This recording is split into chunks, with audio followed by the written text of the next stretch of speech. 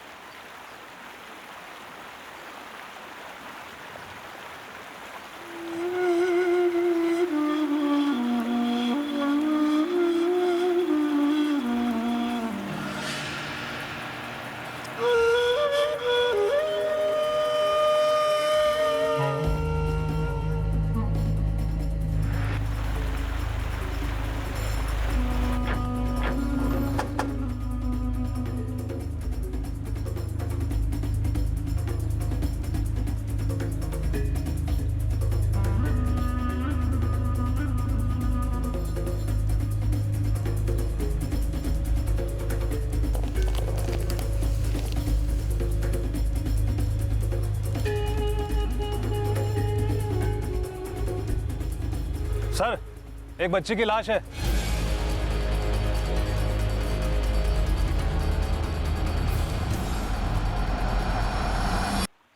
नहीं पहचानते साहब। साहब, ये हमारे पालकीपुर के तो नहीं लगते? इन्हें कभी देखा ही नहीं साहब। आप लोगों में से फ़ोन किसने किया? मैंने किया था साहब। मैं वो सुबह के काम के लिए खेत पे जा रहा था तो मैंने ये 2 बोरियां देखी साहब।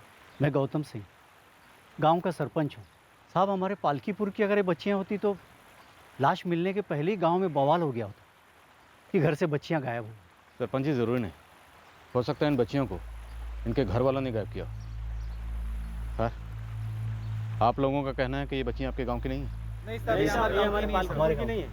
बोरियों पे किसी भी कंपनी का कोई भी आइडेंटिफिकेशन मार्क नहीं है और न ही बच्चियों की बॉडी या कपड़ों पर। बोरियाँ सेम हैं, कोई निशानी है बोरियों पर। हो सकता है दोनों में कोई खून का कनेक्शन, ये एक ही खून की।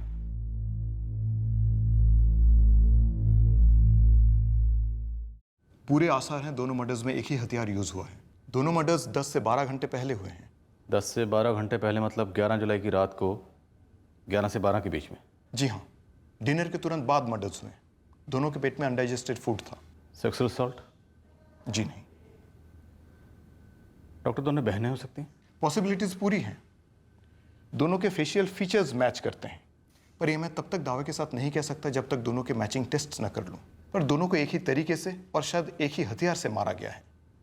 आपको दोनों की बॉडीज भी पालकीपुर से मिली, मतलब दोनों मर्डर्स कनेक्टेड लग रहे हैं इंस्पेक्टर। हो सकता है क्राइम सीन पे जो गांव वाले मौजूद थे वो उन बच्चों को ना पहचानते हो, पर शायद कुछ और गांव वाले उन्हें पहचान लें। दोनों बच्चों की फोटोग्राफ्स पूरे गांव में घुमा लेते हैं और आसपास के गांव में भी। हो सकता है वहां से इन दोनों बच्चों को किसी ने मार के यहाँ पालकीपुर में ठिकाने लगा दिया हो। सारे थानों को सूचित किया जाता है कि पालकीपुर के पुल के पास आज 12 जुलाई 2017 को सुबह 7:30 बजे मिली 2 बच्चियों का कत्ल कल रात के 11 और 12 के बीच में हुआ है। इसलिए जिले के सभी थानों को मिसिंग कंप्लेंट्स के ऊपर ध्यान रखने की दरख्वास्त की है। नहीं साहब, इन बच्चियों को अपने पालकीपुर में तो कभी नहीं देखा।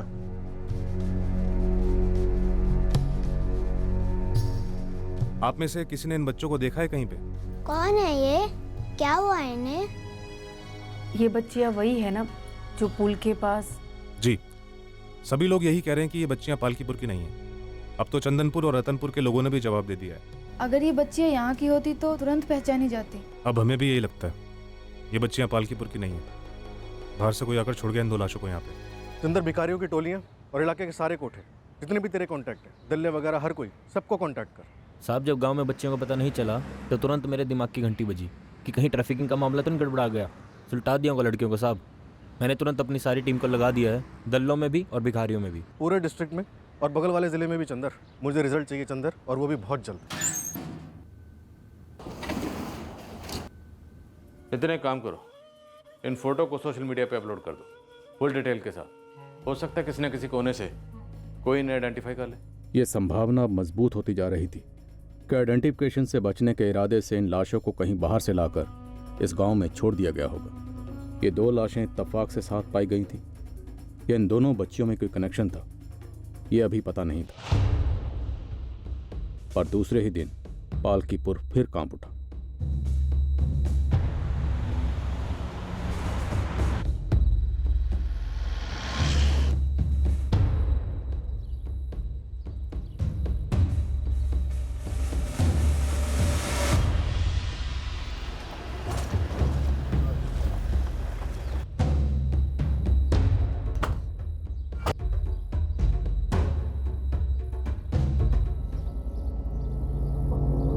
हमारे पालकीपुर की रुक्मिनी है। तालाब से कपड़े धोकर लौट रही थी, इसी ने देखी ये लाश यहाँ पर पड़ी हुई। आप रोज इसी रास्ते से जाती हैं? जी साहब। कल भी इसी रास्ते से गई थी? हाँ साहब, लेकिन कल तो हमें कुछ भी नहीं दिखा, या तो शायद हमें नजर ही नहीं पड़ी। सरपंच जी, ये औरत आपके गांव की है? नहीं साहब, हमारे गांव की नहीं है। सर, लाश के पास ऐसी कोई चीज नहीं मिली जिससे उसे पहचाना जा सके। सरपंच जी, कल 2 बच्चियां, आज ये औरत, सारी लाशें आपके गांव में ही क्यों बिछाई जा रही? कल की खबर से वैसे भी गांव के सब लोग बुरी तरह से हिले हुए हैं। अब जैसे ही ये बात फैलेगी सब लोग दहशत में आ जाएंगे साहब। लगता है सेम वेपन यूज हुआ है। क्या इस औरत का मर्डर तब हुआ होगा जब हम उन दोनों बच्चियों के बारे में पूछताछ कर रहे थे? जी नहीं, इस औरत का मर्डर भी उसी समय हुआ जब उन दोनों बच्चियों को मारा गया था। मतलब तकरीबन अब से 38 घंटे पहले, 11 जुलाई की रात को 11 से 12 बजे के बीच में, और वो भी डिनर के बिल्कुल बाद। उन दोनों बच्चियों के जैसे इस औरत के पेट से भी हमें अनडाइजेस्टेड फूड मिला है। माँ बेटी? मोस्ट प्रोबेबली, पर कंफर्मेशन के लिए हमें टेस्ट करने पड़ेंगे। एज? 28 से 32 के बीच में। एक से ज़्यादा बार माँ बन चुकी है। सेक्सुअल एक्टिव थी, पर कोई सेक्सुअल असॉल्ट नहीं हुआ। गांव वाले एक आवाज़ में ये कह रहे हैं कि तीनों विक्टिम्स उनके गांव के नहीं हैं, तो शायद नहीं होंगे। नितिन, आसपास के जितने भी लॉज और होटल्स हैं सब जगह चेक करो। अगर बाहर से आए होंगे तो कहीं तो ठहरे होंगे। मैं टीम डिस्पैच करता हूँ सर। दोनों बच्चियों की लाशें हमें बोरियों में मिली और औरत की झाड़ियों में। मुझे नहीं लगता इन तीनों को मारने के बाद यहाँ लाया गया। शायद तीनों को पहले पालकीपुर लाया गया और उसके बाद मारकर फेंक दिया गया। सर, पूरे पालकीपुर की कोम्बिंग की जा रही है, ये जानने के लिए कहीं और लाशें तो नहीं? नितिन ऑन द डबल, ये सिर्फ भयानक नहीं, बेहद संगीन है। फिलहाल हम नहीं जानते कि इन तीनों लाशों का आपस में क्या कनेक्शन, पर हमें इलाके के लोगों में कोई दहशत नहीं फैलानी। उन्हें ये नहीं लगना चाहिए कि कोई सीरियल किलर खुलेआम घूम रहा है। वो फिर से कब हमला करेगा, किस पर करेगा, कोई नहीं जानता।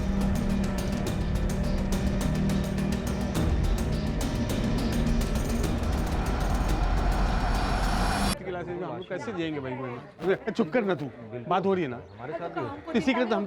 शांत हो जाइए, शांत हो जाइए। ऐसे हड़बड़ा के कुछ नहीं होगा, पुलिस अपना काम कर रही है। पर हड़बड़ाहट कैसे नहीं होगी सरपंच जी? हमारे पालकीपुर में पहले ऐसे कभी हुआ है क्या? ऐसे अज्ञात लाशें मिलना, बच्चों की, औरत की। अरे कौन है जो हमारे गांव का इस्तेमाल कर रहा है भाई? सरपंच जी, बच्चों को भी स्कूल भेजने से डर रहे हैं सब। अरे हम तो कहते हैं सरपंच जी, आज रात से ही पूरे गांव में पहरा देना शुरू कर देते हैं, और हो सके तो पड़ोस के गांव को भी शामिल करते हैं। सुनील सही कह रहा है सरपंच जी, हमको ये करना पड़ेगा। आज तक ऐसा नहीं हुआ इस गांव में। शांत हो जाइए, शांत हो जाइए। हमारे गांव ये पहरा देने के बारे में हम लोग बाद में बात करते हैं। सबसे पहले जरूरी है पुलिस की मदद करना। अगर किसी ने किसी के घर में या कहीं गांव में कोई अटपटा चीज देखा तो बिना संकोच, बिना डर के हमें या पुलिस थाने में जाके खबर करें। समझ गए आप लोग? पालकीपुर गांव के लोग एक खौफ के साए में जी रहे थे। तीनों विक्टिम्स में से किसी एक की भी मिसिंग कंप्लेंट हमारे हाथ नहीं लग रही थी। सर, स्ट्रॉन्ग चांसेस हैं कि तीनों विक्टिम्स इस जिले के बाहर से हैं। यूपी के तकरीबन हर अखबार में इनकी तस्वीरें दी गई हैं। नितिन, एक बात खटक रही है। 2 बच्चियां, एक औरत इलाके में दाखिल हुए होंगे, कहीं रहे होंगे, फिर इनकी हत्या हुई होगी। ऐसा कैसे हो सकता है कि ज़िले के सारे अखबारों में इनकी तस्वीरें दी गई पर इन्हें किसी ने नहीं पहचाना? सर, लॉजिस्ट से भी कुछ नहीं मिला। पूरे गांव की हाउस टू हाउस सर्च की जा रही है। सीधी बात है, लोग बोल नहीं रहे या फिर लोग झूठ बोल रहे हैं। ऐसा कैसे हो सकता है कि मरे हुए 3 लोगों को तो लोगों ने देखा, पर जब वो जिंदा थे उन्हें किसी ने नहीं देखा? केस बिना चाबी के ताले की तरह होगा, ऐसा नहीं चलेगा। पुलिस वाले साहब लोग हम लोगों पे बहुत उम्मीद रखते हैं, और अब तक अखबारों में भी डलवा दिया फोटो शोटो। कुछ भी करके बस लग जाओ।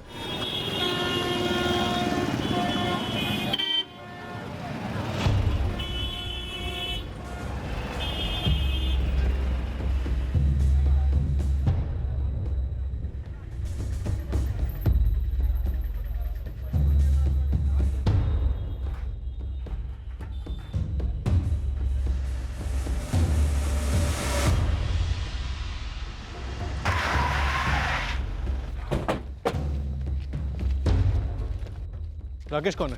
फोन किसने किया था? मैंने ही फोन किया था, अटेंडेंट उस शौचालय का। वो वहाँ है साहब। सूटकेस रख कर जाने वाले को देखा तुमने? नहीं साहब, देखा नहीं।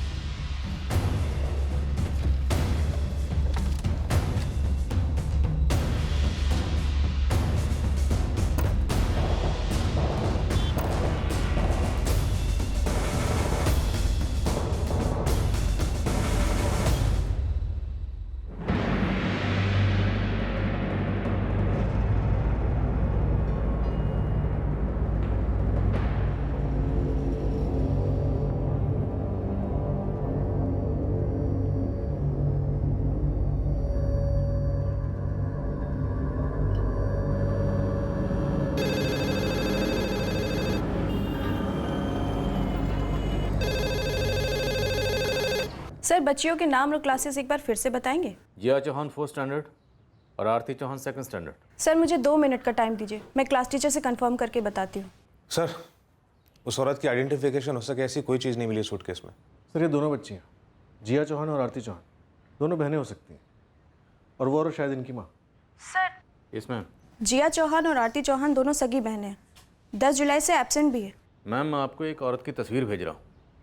इस औरत की बॉडी भी हमें यहीं मिली है, पालकीपुर में, और हमें लगता है कि शायद ये इन दोनों बच्चियों की माँ हो सकती है।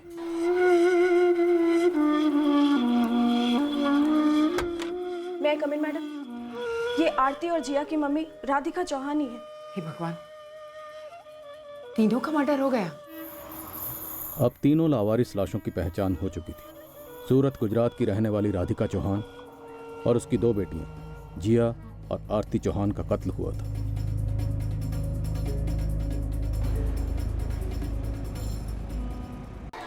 ये रहे सारे डिटेल्स। जिया और आरती चौहान का एड्रेस भी है इसमें। सर ये उनकी मम्मी राधिका चौहान का मोबाइल नंबर हमारे रिकॉर्ड में था। मैम जिया और आरती इतने दिनों से स्कूल नहीं आ रही थी, आप लोगों ने पता करने की कोशिश नहीं की कि क्या वजह हो सकती है? सर जनरली अगर बच्चे बीमार हैं तो वो 2-3 दिन की लीव लेते हैं, विच इज़ नॉर्मल। पर हाँ, अगर चौथे दिन भी बच्चे नहीं आते तो हम उनके पेरेंट्स को फ़ोन करते हैं। वैभवी बेन आरती की क्लास टीचर है, उन्होंने राधिका बेन को फ़ोन किया था, बट उनका फ़ोन स्विच ऑफ आ रहा था। B12 Vrindavan apartment, Chamunda circle. Father's name Arvind Chauhan. Father का फ़ोन नंबर नहीं है? सर ये पेरेंट्स के ऊपर है, हम दोनों पेरेंट्स में से किसी एक का नंबर मांगते हैं, कंपलसरी है इमरजेंसी कांटेक्ट के लिए। सुरेश। जी सर। ये राधिका चौहान का नंबर 44476891। अपनी ब्रांच से फ़ोन करके इस नंबर के सारे रिकॉर्ड्स निकलवाओ। राधिका और उसकी बच्चियां आरती और जिया, ये लोग सूरत से पालकीपुर आए होंगे या फिर पालकीपुर के आसपास ही कहीं? सर ज़रूर किसी जानने वाले के पास रुके होंगे, क्योंकि इलाके के सारे होटल, सारे लॉजेस को बारीकी से स्कैन किया गया। आरती, राधिका और जिया तीनों की इन्फॉर्मेशन कहीं से भी नहीं मिली। आरती और जिया दोनों ही 10 जुलाई से स्कूल नहीं गए और आज 17 जुलाई है, लेकिन उनके पिता अरविंद चौहान ने कोई मिसिंग कंप्लेंट फाइल नहीं करवाई। सर हो सकता है अरविंद चौहान भी मिसिंग हो।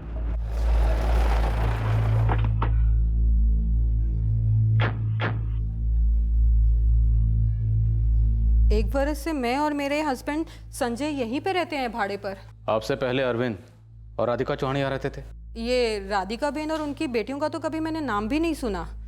आप जरा सोसाइटी के ऑफिस में जाके पूछो ने।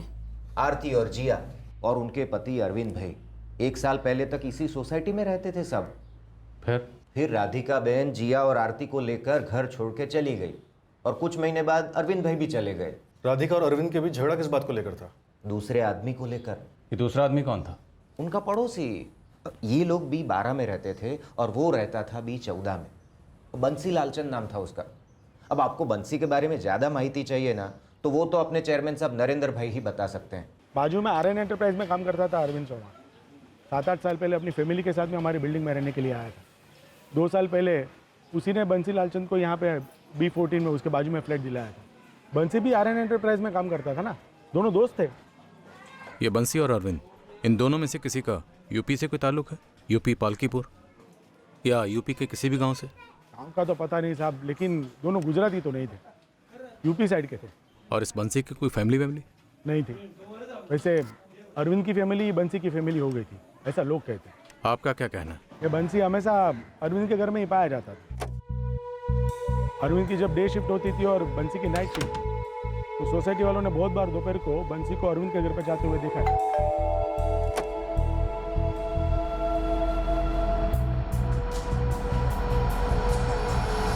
फिर आगे क्या हुआ वो ठीक से मालूम नहीं, लेकिन पड़ोसियों ने गर्मा गर्मी सुनी थी। बाद में पता चला कि राधिका बहन उस बंसी के साथ में अपनी बेटियों को लेकर के चली गई। अरविंद चौहान कहाँ मिलेगा? वो इलाहाबाद साइड कहीं चला गया। जाने से पहले मिला था ना मुझे एक बार। अरविंद भाई, किस पति पत्नी के बीच में झगड़े नहीं होते, बात तो करनी चाहिए थी ना। ऐसे कैसे बिना बोले जाने दिया राधिका भाभी को? नरेंद्र भाई, ये पति पत्नी ये सारे रिश्ते यहाँ दिमाग में होते हैं। देखा, मुझे पति नहीं मानती। ऐसे कैसे नहीं मानती? दो तो बेटियां तुम्हारी। ये बावजूद नरेंद्र भाई राधिका मुझे छोड़कर चली। बहुत बड़ा धोखा हुआ है मेरे साथ नरेंद्र भाई। इस बंसी को, मेरे यूपी वाले जात भाई को मैंने रहने के लिए घर दिलवाया, उसी ने मेरे घर में आग लगा दी।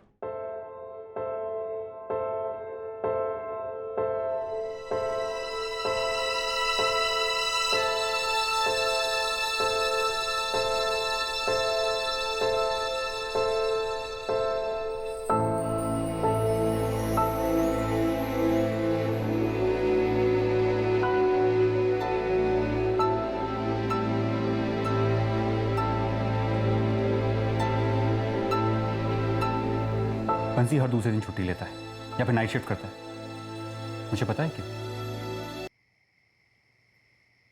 राधिका कुछ बोलोगी तुम? हाँ, है संबंध बंसी और मेरे बीच। शारीरिक संबंध है? बंसी जिया और आरती को अपने बच्चों जैसा देखता है। वो उनके साथ खेलता है, उन्हें पढ़ाता है। और तुम रोज सुबह निकलते हो और सीधा रात को ही लौटते हो। सुबह से रात तक मैं क्या करता हूँ? क्या करता हूँ मैं? किस किस के पैसे कमाता हूँ ना? किसके लिए? जिया और आरती के लिए, तुम्हारे लिए, क्योंकि बाप हूं उनका और पति हूं तुम्हारा। अरविंद, मंगलसूत्र बांध लेने से कोई पति या बच्चा पैदा करने से कोई बाप नहीं बनता है, ना ही महीने के आखिर में 4 पैसे थमाने से। शारीरिक संबंध है तेरे उसके साथ? हाँ। सोती है? क्योंकि तुम 10 साल से जागे ही नहीं अरविंद।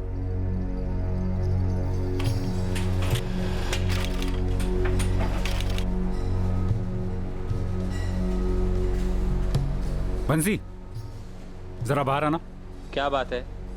बाहर तो आ। गांव में तेरी बीवी है ना बंसी? तुमको तो पता है, तो फिर क्यों पूछ रहे हो? तो उसको यहाँ पर लेके आना, फिर कर जितने बच्चे पैदा करने। किसी ने रोका है तुझे? साले भाई जैसा माना था मैंने तुझे, और तूने मेरी पीठ पे छुरा पोक दिया।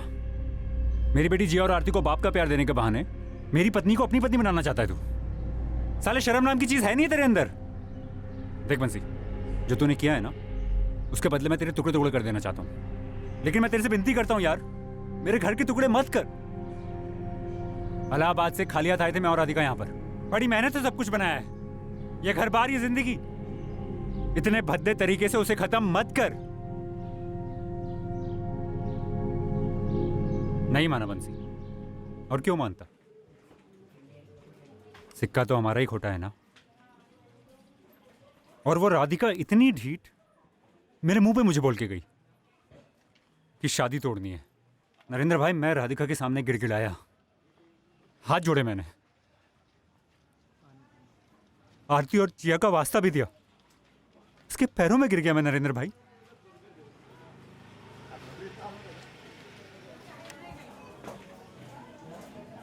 चली गई राधिका छोड़ के,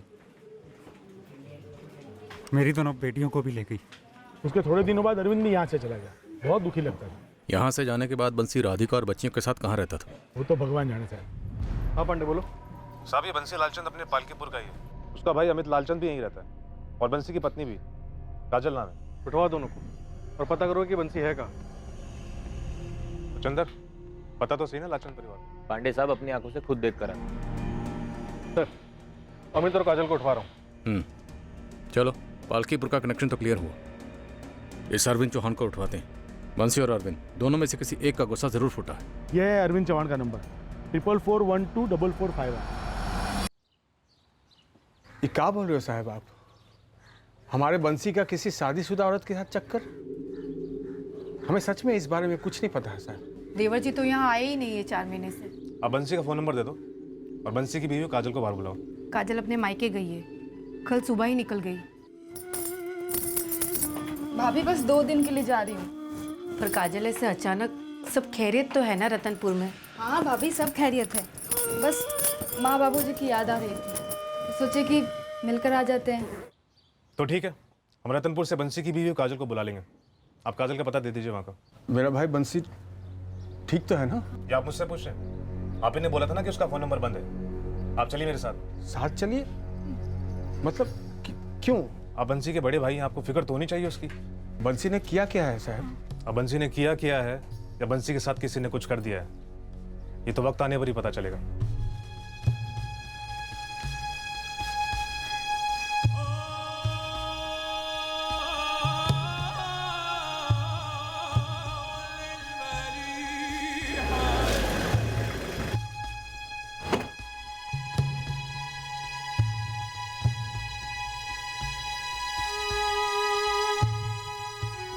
अरविंद चौहान जी, आपको हमारे साथ पालकीपुर चलना होगा। पालकीपुर क्यों? आपकी पत्नी राधिका और आपकी दोनों बेटियां जिया और आरती, तीनों की लाश मिली है।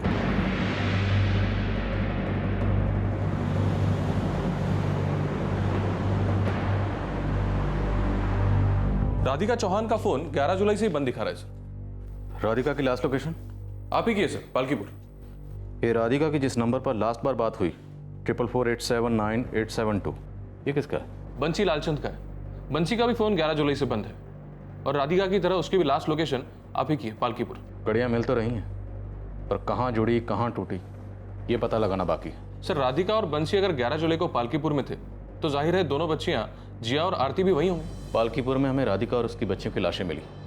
अब सवाल ये है, क्या ये लाशें बंसी ने बिछाई या अब हमें बंसी की लाश मिलने वाली? कुछ दिन पहले तक तो यही रहती थी राधिका, पता नहीं अचानक कहाँ चली गई आरती और जिया ने लेने। बंसी भी यहीं रहता था। हंस तो अभी हस्बैंड वाइफ है तो साथ में ही रहेंगे ना। लो साहब, आप खुद ही देख लो। बंसी कुछ बोला नहीं, कहाँ जा रहा है, कब तक लौटेगा, कहीं नहीं।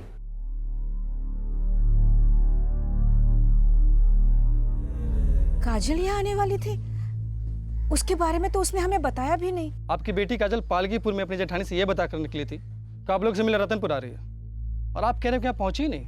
आपके बेटी के पति बंसी को ढूंढ रहे हैं, और आप ही बता दो कहाँ छुपे हैं दोनों। यहाँ तो नहीं है साहब, आप चाहे तो खुद तलाशी ले लीजिए, पर आप हमारे दामाद बंसी को क्यों ढूंढ रहे हैं? किया क्या उसने? सर राधिका और बंसी पिछले 1 साल से जिस मकान में रह रहे थे वो पूरी तरह खाली है, सिवाय कुछ कपड़ों के। शायद वापस आने का प्लान नहीं था। वो तो पता नहीं सर, मकान मालिक भी ज़्यादा कुछ नहीं बता पाया। बंसी और राधिका के मोबाइल फ़ोन भी स्विच ऑफ है। किसी को भी ये नहीं पता कि बंसी और राधिका और दोनों बच्चियाँ आरती और जिया पालकीपुर जा रहे थे। शायद बंसी की पत्नी काजल को ये बात मालूम है, पर वो भी अब गायब है। सर कहीं ऐसा तो नहीं कि इलाहाबाद में बैठा राधिका का पति अरविंद चौहान ये बात जान गया था कि बंसी उसकी बीवी और दोनों बच्चियां जिया और आरती को लेकर पालकीपुर पहुंच गया था? सर राधिका को मुझे सूरत छोड़े हुए पूरा 1 साल हो चुका। उसके बाद से मैं इलाहाबाद में रहा हूँ। बंसी को मारकर उसकी लाश को कहाँ फेंका? बोलो अरविंद चौहान, बोलो। बंसी के किस चक्कर की बात कर रहे हैं आप? इस राधिका का नाम भी पहली बार सुन रहा हूँ मैं। तुम्हारा भाई बंसी पिछले 1 साल से राधिका और उसकी बच्चियों के साथ सूरत में रह रहा था। बिल्कुल नहीं पता साहब। 2 साल पहले बंसी काम के लिए सूरत चला गया था, तब से काजल हमारे साथ ही है साहब। हम 2 भाई हमेशा साथ रहे। बीच में 2 बार बंसी घर आया भी, लेकिन उसे एक शब्द भी किसी राधिका के बारे में नहीं बताया हमको। बंसी 10 या 11 जुलाई को पक्का यहाँ पालकीपुर आया था, राधिका और उसकी बच्चियाँ जिया और आरती के साथ। घर पर नहीं आया साहब। आप चाहे तो मेरी पत्नी संजना से पूछ लो, पड़ोसी से पूछ लो। ना मैंने बंसी को मारा है, ना राधिका को, और ना ही अपनी बेटियों को। 1 साल से मुझे पता भी नहीं था उनकी जिंदगी में चल क्या रहा है। तो मुझे कैसे पता होगा कि 10 या 11 जुलाई को वो पालकीपुर आए हुए हैं? अगर पता नहीं होता तो किसी को कैसे भेजते उन चारों को मरवाने के लिए? किसको भेजा सर मैंने, किसको? 1 साल से मेरी जिंदगी अधमरी हो चुकी। उनको मारने के बाद क्या जिंदा हो जाती? और अगर सर ऐसा होता ना तो 1 साल पहले उस बंसी को मैं मार देता। अगर तुम सूरत जाके बंसी और राधिका के पड़ोसियों से पूछोगे ना तो सब ये कहेंगे कि बंसी और राधिका पति पत्नी है। बंसी की पत्नी राधिका नहीं, काजल है, जो हमारे साथ पालकीपुर में रहती है। जो गायब है, काजल अपने मैके गई ही नहीं। ये मुझे या संजना को नहीं मालूम साहब, वो हमसे क्यों झूठ बोली और कहाँ गायब हो गए। तुम्हारे यहाँ पालकीपुर में अच्छी खासी खेती है और तुम कहते हो कि तुम्हारा और तुम्हारे भाई के बीच में, तुम दोनों की पत्नियों के बीच में अच्छा खासा प्यार है। तो फिर ऐसा क्या हुआ जो वो अकेला सूरत चला गया? यही बात मैंने बंसी को 1000 बार बताया था, समझाया था कि रह जा, सब कुछ ठीक हो जाएगा, कोशिश जारी रख। कोशिश किस बात की? बच्चे की। और किस बात की साहब? बच्चा। बस वही एक मसला बंसी और काजल को खाया जा रहा था।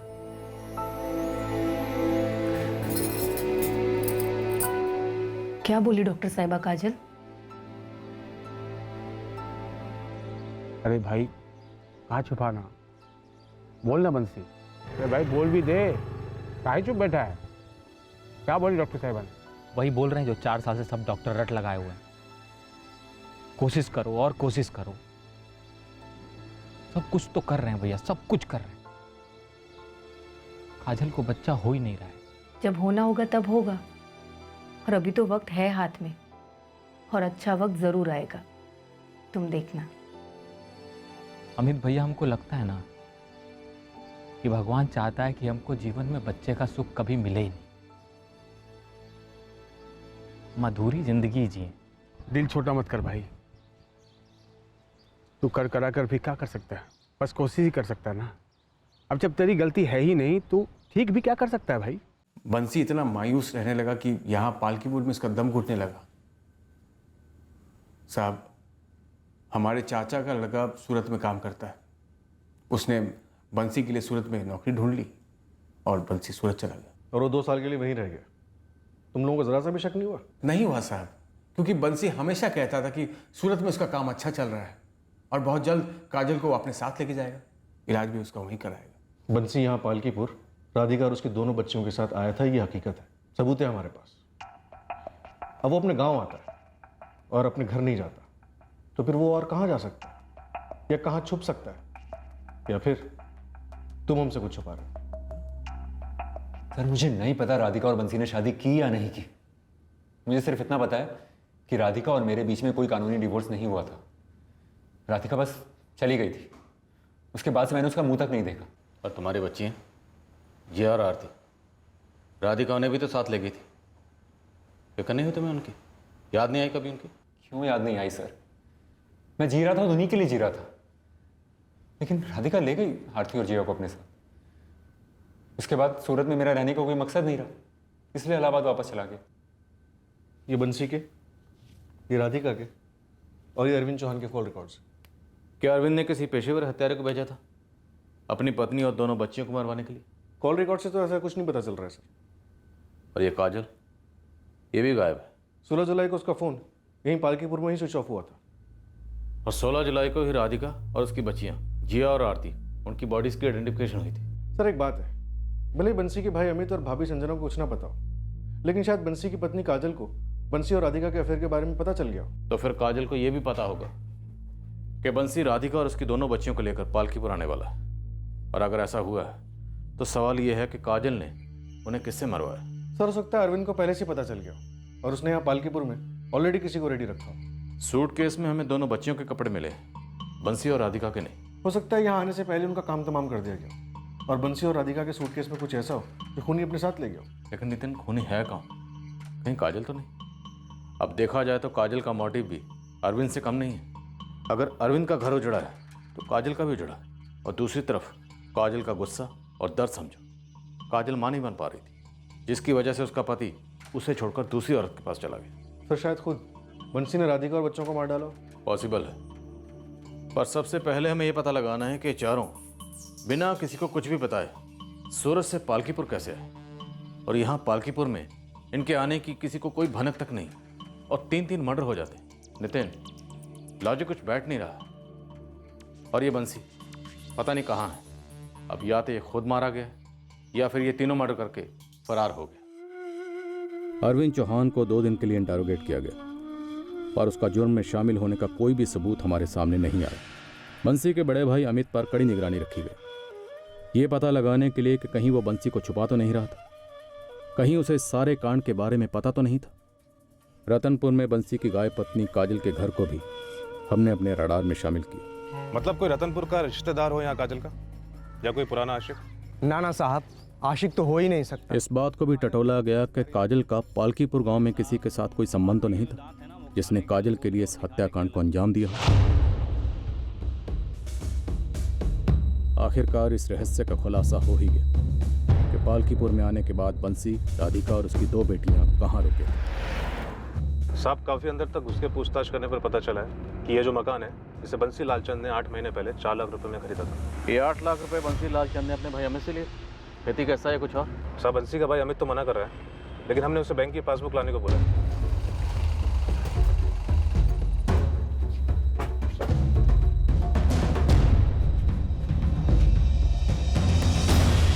थोड़ा सा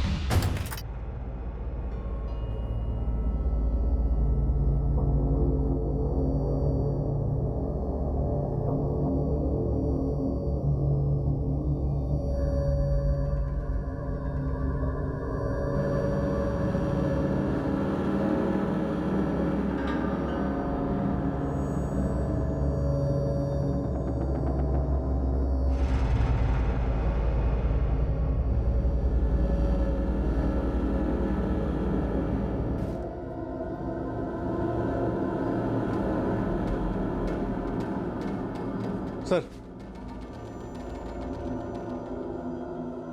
मर्डर वेपन लगता है। फोरेंसिक को बुलाओ तुरंत। सर, बंसी के नए घर से मिले ब्लड सैंपल्स राधिका, आरती और जिया के ब्लड सैंपल से मैच कर गए। बंसी के ब्लड सैंपल्स नहीं मिले घर से। बंसी और उसकी वाइफ काजल के फोन्स सर्वेलेंस पे डाल दिए। यूपी के हर थाने में उनके नाम का रेड अलर्ट जारी कर दिया गया। खबरी नेटवर्क भी ओवरटाइम काम कर रहा है। बीच बीच में काजल का फोन स्विच ऑन होता, लोकेशंस ट्रैक होते रहे। पहले ऋषिकेश उत्तराखंड में, फिर हरिद्वार। कुछ दिन बाद फोन दोबारा से स्विच ऑन हुआ और इस बार उज्जैन में। सर, काजल का फोन कल गुजरात के द्वारका सिटी में स्विच ऑन हुआ। वहां पर एक टीम ऑन द जॉब है, पर अभी तक काजल या बंसी किसी को भी ट्रेस नहीं कर पाए। स्विच ऑन होने के बाद फोन किसे किया गया? किसी को भी नहीं सर, यही तो हैरत की बात है। इनफैक्ट ऋषिकेश में इस इंस्ट्रूमेंट में दूसरा सिम कार्ड भी डाला गया। हमने सिम सेलर को ट्रैक भी किया, लेकिन उसके आगे डेड एंड। नितिन, कहीं ऐसा तो नहीं वो इंस्ट्रूमेंट अब काजल के पास है ही नहीं? काजल ने वो इंस्ट्रूमेंट कहीं डंप कर दिया हो और वो इंस्ट्रूमेंट अब कोई दूसरा या तीसरा इस्तेमाल कर रहा हो और हम काजल की जगह इस दूसरे या तीसरे को ट्रैक कर रहे हैं। पर सर, इन सब में मुझे एक पैटर्न नजर आ रहा है। तुक्का है पर बोल रहा हूँ। जिन 4 जगहों पे ये फ़ोन स्विच ऑन हुआ, वो चारों जगह तीर्थ स्थल है। ऋषिकेश, हरिद्वार, उज्जैन और अब द्वारका। कहीं ये काजल पश्चाताप की आग में तो नहीं चल रही? या फिर काजल और बंसी दोनों पॉसिबल है सर। तो फिर अगला धाम कौन सा होगा? द्वारिका के बाद अब आप दोनों कहाँ जाएंगे? हमारा गैसवर्क काम कर गया। हमने एक टीम को वाराणसी में तैनात कर दिया। बंसी और काजल को हमने उस वक्त दर दबोचा जब वो गंगा आरती में शामिल होने जा रहे थे। मिल गई माफी ऊपर वाले से? पता नहीं वो माफ़ी देंगे या नहीं, पर पछतावा बहुत है साहब। अगर छुरी चलाते वक्त ज़रा सोच लिया होता तो आज पछताना नहीं पड़ता। तब दिमाग सुन पड़ गया था साहब। पहले फंसा दिया, उसके बाद झांसा दिया, फिर गले काटे, वो भी 3-3। हर बार दिमाग सुन हो जाता था तेरा। साहब, हमने किसी को झांसा नहीं दिया, ना ही किसी को फंसाया है। राधिका और हमारे बीच में जो था वो 2 तरफा था। राधिका को हमें जो दिखा वो अरविंद में नहीं था, और हमको जो राधिका में दिखा वो हमारी जिंदगी में नहीं था। पता है अरविंद ना इस दुनिया का सबसे खुशनसीब आदमी है। इतनी सुंदर लगती हूँ मैं तुम्हें बंसी। सच बताएं, अगर तुम जिया और आरती की माँ ना होती ना तो शायद हमें इतनी पसंद ना होती। तुम्हारी बेटियां तुमको और भी ज्यादा खूबसूरत बनाती हैं। सच बता रहे हैं, जिया और आरती ना हमको इस दुनिया में सबसे ज्यादा खुशी देती हैं। मुझे दिखता है तुम्हारी आंखों में, तुम्हारे बर्ताव में। अगर हम पहले मिले होते ना तो जिया और आरती के पापा हम होते। ये सोच के कभी कभी हमारा दिल भर आता है, कभी कभी आंखें भी भर आती हैं। बंसी, पहले नहीं मिले तो क्या हुआ, अब तो मिले हैं ना। इसलिए तो ऊपर वाले ने तुम्हें वहां पालकीपुर से यहाँ सूरत भेजा, अरविंद से मिलाया, ताकि तुम मुझे मिलो। और घर भी देखो, तुम्हारे घर के सामने ही दिलवा दिया। अब आगे आगे पता नहीं कितना मिलाना बाकी है, कहाँ तक जाना बाकी है। तो यहाँ तक आना बाकी था। बंसी, जब प्यार इतना शिद्दत वाला था तो फिर ये बेरहमी कहाँ से पैदा होगी? और पालकीपुर वाले अपने नए घर में लाकर राधिका और उसकी दोनों बच्चियों को क्यों मार डाला? नया घर क्यों लिया था? उसे लेने के लिए 4 लाख रुपए कहाँ से आए? बोल, पैसे कहाँ से आए? पैसे दरअसल राधिका के ही थे, उसने अरविंद से लिए थे। अरविंद के पैसे जो उसने अपना खून जला जला कर कमाए थे अपनी दोनों बच्चियों जिया और आरती की परवरिश के लिए। मारा क्या? साहब, क्योंकि हम खुद मर रहे थे, रोज रोज मर रहे थे। बंसी, मैंने आपका फोन देखा, किसी राधिका ने मैसेज भेजा था, मैंने पढ़ा। आप छोड़ रहे हो मुझे? काजल, तुम हमको बच्चा दे पाती ना तो कभी नहीं छोड़ते, कभी खींचे नहीं जाते राधिका के पास। नहीं ध्यान से देखो, देखो कितनी अच्छी है मेरी अच्छी, नहीं मेरी अच्छी, नहीं मेरी अच्छी। बंसी वो कल जिया की स्कूल बैग दी थी मोची के पास, तुम ले आए? राधिका को तो भूल गया हूँ। अरे तुम कल भी भूले थे। जब तक हम पड़ोस में रहते थे राधिका के, अरे तो कल ले आएंगे। तब तक सब कुछ बड़ा सुनहरा लगता था, लेकिन एक बार साथ में रहने लगे तो जिम्मेदारी पहले सुई की तरह चुभने लगी और फिर खंजर की तरह। बंसी, हम शादी कब कर रहे हैं? ऊपर से राधिका का शादी के लिए दबाव कम होने का नाम ही नहीं लेता, हमेशा बना रहता। नहीं मतलब साफ साफ कहो ना बंसी, अब दिल भर गया है तुम्हारा मुझसे। दबाव से बात बढ़कर धमकी में बदल गई थी। बात बात पर राधिका धमकाती थी कि हमारे खिलाफ पुलिस कंप्लेंट करेगी। हम थक चुके थे साहब, हमें बच्चे चाहिए थे, लेकिन अब उन बच्चों की जिम्मेदारी हमें बोझ लगने लगी थी। हम उठा नहीं पा रहे थे, पता नहीं क्यों। जिंदगी में जो भी सपने देखे थे सब पूरे हुए, लेकिन फिर भी अब हम उनसे भागना चाहते थे। सीधा बोलो काजल, मेरा साथ दोगी या नहीं? हमारा साथ तो 7 जन्म का है बंसी, लेकिन ये मारने वारने की बात क्यों कर रहे हो? तुम्हारे पास आने का मेरे पास यही एक रास्ता है। सीधा बोलो, मेरा साथ दोगी या नहीं?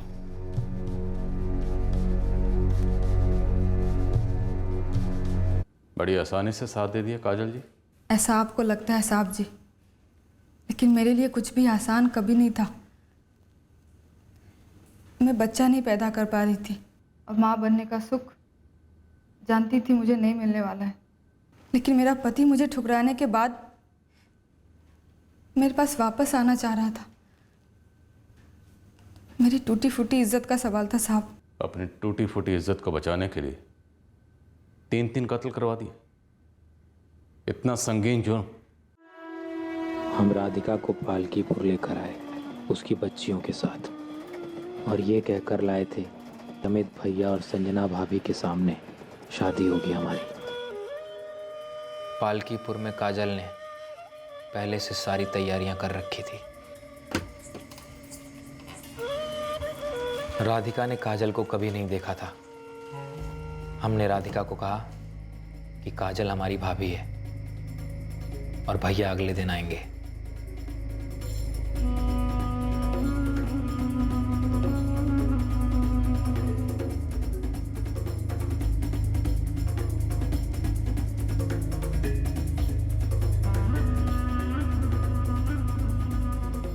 हमने पहले राधिका को मारा, ये सोचकर कि बच्चों को ठिकाने लगाना आसान होगा।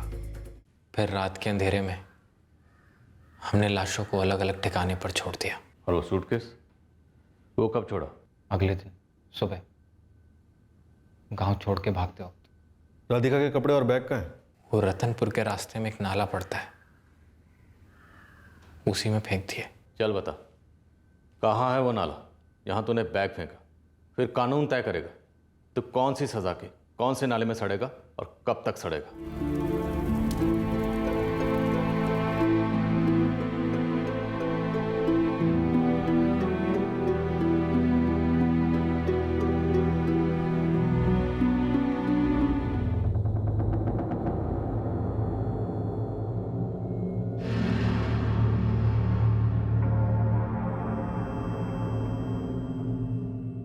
घास हमेशा सामने वाले के आंगन में ज्यादा हरी लगती है। ये एक मिथ्या है, एक भ्रम है। बंसी की फैंटेसी थी कि वो एक बाप का रोल अदा करे, पर असलियत में वो ये भार नहीं उठा सका और कुचली गई एक औरत और उसकी 2 बच्चियों की जिंदगी। राधिका इस भ्रम में थी कि उसका प्रेमी उसके बच्चों के लिए बेहतर बाप साबित होगा। वो उन्हें समय दे पाएगा जो उसका पति नहीं दे पाता था। मां ना बन पाने और पति के ठुकराए जाने से घायल काजल भी एक भ्रम में थी। उसे लगा कि कत्ल जैसे संगीन जुर्म में साथ देकर उसे उसका पति और गरिमा वापस मिल जाएगी। इस पूरे केस में सिर्फ अरविंद ही एक ऐसा था जो अपने आंगन में अपने हिस्से की घास संभाल रहा था, जिसे पूरी तरह से रौंद दिया गया। जो चीज हमारी जिंदगी में नहीं है और जो शायद कभी नहीं हो सकती, उसका लालच होना, उसकी कल्पना करना, यह इंसान की फितरत में है। पर जब उस कल्पना को, उस फैंटेसी को असलियत में पूरा करने का बेलगाम जुनून सवार हो जाए तब कोई नहीं बता सकता कि किस मोड़ पर वो जुनून एक अभिशाप बनकर कितनी बर्बादी मचा सकता है। जय हिंद। हम हमारी मरी हुई बहन की इज्जत क्यों उछालते? इज्जत को मारो गोली, श्रद्धा को गोली मारी गई है। तुमने नरेश और श्रद्धा के अफेयर को क्यों छिपाया हमसे? अब आप लोगों ने पता कर लिया है ना, तो लटका दो उस कमीने को फांसी पर। सर, इस नरेश ने मारा है श्रद्धा को। नरेश नहीं क्यों? तुम दोनों ने क्यों नहीं? फिर श्रद्धा हमारी एक लौती बहन थी, बहुत प्यार करते थे हम उससे। नरेश का भी यही कहना है कि वो बहुत प्यार करता था श्रद्धा से। अमन झा और करण शुक्ला का भी यही कहना है। अब तुम दोनों कहोगे कि तुम इन दोनों को जानते ही नहीं, कौन है ये, है ना? सर, करण और अमन के फोन रिकॉर्ड्स शैलेश लालचंद को सुपारी देने की तरफ तो इशारा नहीं करते। पर इस बॉयफ्रेंड नंबर 3 नरेश के झूठ काफी इशारे कर रहे हैं। सर, हो सकता है करण, अमन और नरेश इन तीनों बॉयफ्रेंड्स ने मिलकर ये कांड कर दिया हो। जॉइंट सुपारी। अगर श्रद्धा के दोनों भाइयों का इसमें हाथ नहीं है तो? करण तो पहली कक्षा से श्रद्धा की क्लास में था। अब हमारी बहन नहीं रही तो कुछ भी कीचड़ उछालेंगे आप उसके ऊपर। जब खून के छींटे उछलते हैं तो कीचड़ अपने आप उछलती है। अवधेश, श्रद्धा की सुपारी कितने की थी तुमने शैलेश लालचंद को? हमने सुपारी दी श्रद्धा को मरवाने। आंकड़े दिखाओ, हर साल कितने घर वाले मरवाते हैं अपनी बेटियों को? भाड़ में गए सर आपके आंकड़े। हमारी छोटी बहन थी वो, बच्चों की तरह पाला हमने उसे, शक तक नहीं किया हमने उस पर आज तक।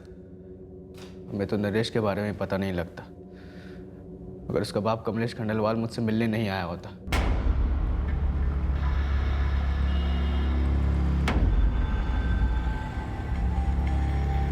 जी कमलेश जी। कहीं दूर चल के बात करें अवधेश? क्या बकवास कर रहे हैं आप? आपका बेटा खुद अपनी मर्जी से मेरी बहन को घर ड्रॉप करने आता है। मेरी बहन उसके साथ कोई जबरदस्ती तो नहीं करती ना? मेरा बेटा और तुम्हारी बहन एक ही उम्र के हैं, लेकिन सोच में नरेश अब भी बच्चा है और तुम्हारी बहन एक जवान लड़की। समझा दो उसे, अपने चुंगल में ना फंसाए मेरे बेटे को। अपनी जुबान को लगाम दीजिए, वरना मेरे हाथों की लगाम छूट जाएगी, समझे आप? तुमसे ऐसी बदतमीजी की उम्मीद नहीं थी अवधेश। तुम्हारे पिताजी अगर जिंदा होते ना तो सिर्फ उन्हीं से बात होती। वो बात की नज़ाकत को समझते हैं, फिक्र होती उन्हें अपनी लड़की की, खानदान की इज्जत की। आप हमारी इज्जत और खानदान की फिक्र ना करें। नरेश को श्रद्धा से दूर रहने के लिए कहिए बस। तुम श्रद्धा को समझा दो, चादर उतनी फैलाते जितना कि पैर हो। अब बोल, सिर्फ दोस्त है। जो हो गया है सो हो गया। अब पहले तू भुलाएगी उसको, फिर हम सब भुलाएंगे। देख बेटा, हमारी किस्मत अच्छी है कि वक्त पर गलती सुधर रही है। श्रद्धा बेटा, पूरी जिंदगी पड़ी है आगे तुम्हारी। श्रद्धा आपसे सिर्फ और सिर्फ पढ़ाई पे ध्यान दिया जाएगा, ठीक है? जब वो फिर से मिले तब हमने नरेश को पीटा। लेकिन हमारी बहन की नासमझी भी कुछ कम नहीं थी।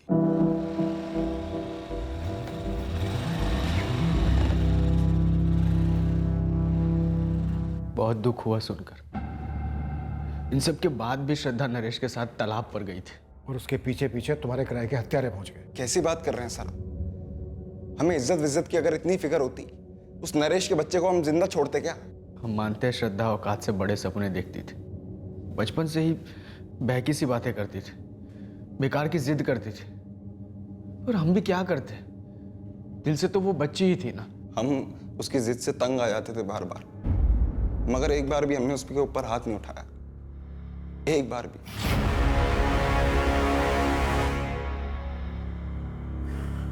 जी जी, पुलिस ने थाने बुलाया है।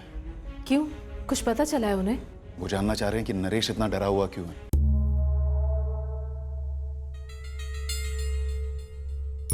नो सर, मैंने इन दोनों को आज तक कभी नहीं देखा है और ना ही कभी इनके नाम सुने हैं। मेरा भी यही जवाब है सर। तुम तीनों इस गलतफहमी में मत रहना कि हम तुम लोगों की खुफिया कड़ियाँ जोड़ नहीं सकते। और जब मैंने कुछ किया ही नहीं है तो कैसी गलतफहमी सर? आप बार बार मुझे यहाँ पर बुलाकर सवाल करते हो, जबकि मैं उस दिन वहाँ था भी नहीं। आपको कुछ पूछना है तो इससे पूछिए ना, जो उस दिन श्रद्धा के साथ था। सर, अगर मैं श्रद्धा के साथ होता हमले के वक्त और मैं इन दोनों के बारे में पहले से जानता, तब भी मैं श्रद्धा को बचाने की कोशिश करता सर। इस डरपोक की तरह तुम दबाकर भाग नहीं जाता। अगर मुझे पहले से भी पता होता कि श्रद्धा मेरे साथ धोखा कर रही है तो मैं कोई उसका खून नहीं करवा देता, मैं तो बस ब्रेकअप कर देता। मैं कोई गुंडा नहीं हूँ जो किसी को जान से मारने की सुपारी दे दूँ। आप उन तीनों गुंडों की शक्लों की स्केच बनवाइए ना सर। इस भगौड़े ने तो उन्हें पास से देखा होगा ना, या फिर उसमें ही फट्टूपना दिखा रहा है। इसकी शक्ल देखकर तो मुझे अपने आप पर घिन आती है कि श्रद्धा को मुझे धोखा देना ही था तो किसी ढंग के लड़के के लिए देती ना।